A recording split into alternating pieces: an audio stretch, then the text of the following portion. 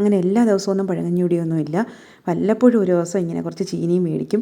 പിന്നെ തൈര് അല്ലെങ്കിൽ മോര്, ഇത് നമുക്ക് ആവശ്യമാണ് കേട്ടോ. അത് എപ്പോഴും ഉള്ളൊരു കാര്യം തന്നെയാണ്, തൈരും മോരും വേണമെന്നുള്ളത്. പിന്നെ കുറച്ച് കാന്താരി, കുറച്ച് മീൻകറിയൊക്കെ കൂടെ ഉണ്ടെങ്കിൽ കുറച്ച് അടിപൊളിയാവും. പക്ഷേ മീനില്ലായിരുന്നു.